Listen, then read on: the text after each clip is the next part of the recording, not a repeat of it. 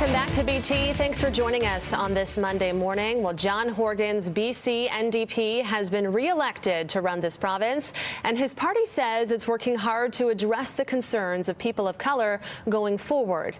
And joining us now to continue the conversation this morning is Dr. June Francis, professor at SFU and co-chair of Hogan's Alley. Thanks so much for joining us this morning. It's an absolute pleasure. All right, let's go back to the BC leaders debate that happened during the campaign. We know Horgan's comments about systemic racism were criticized for being insensitive. He has since apologized for those comments. But now that he's been re-elected as premier, what do you think is the first thing that needs to be done so we can start seeing more change on this deeply rooted issue? I was actually delighted to hear his recommitment to the issue of systemic racism. And I think right away he can commit to transformative change. He has a number of things that he can do immediately, one of which is to acknowledge and implement the decade of people of African descent. He is committed to that on the campaign trail. And I think leadership matters. So I'm looking to see who he appoints at the senior level, who are his deputy ministers, who are the appointments to his agency boards and commissions.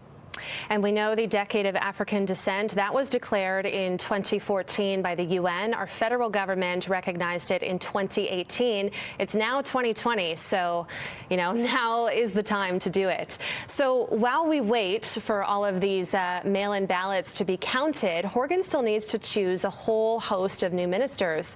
So what are some of the positive outcomes of choosing a cabinet that balances gender and diversity? Absolutely opportunity.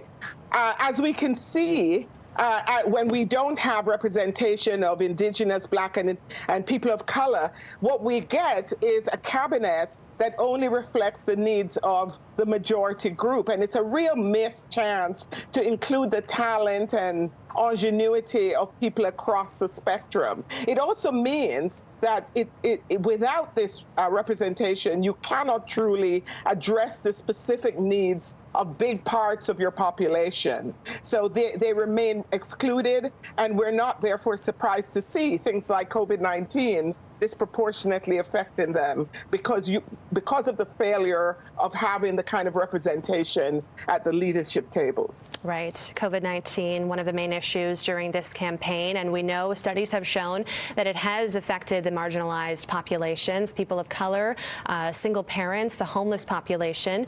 So what policy changes do you think should happen within these next few months so these populations don't get left behind again?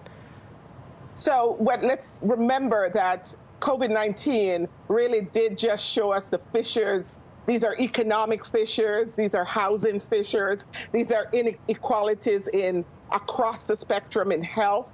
And so as we move forward, let's not just look at short-term responses. I think this is a moment of transformative change so that we can now move towards true equality. So I think policy changes need to be made. Let's think more immediately. Resourcing, economic resources flow into small businesses, housing inequality, homelessness you bring up. Those are usually the results of compounding systemic exclusions and racism. So addressing people's concerns across the spectrum is what leads to truly addressing marginalized populations.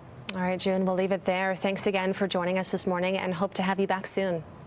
Thank you so much. All right, that is June Francis. And congratulations, by the way, to the new government. Yes, of course. Congratulations to the NDPs. All right, it is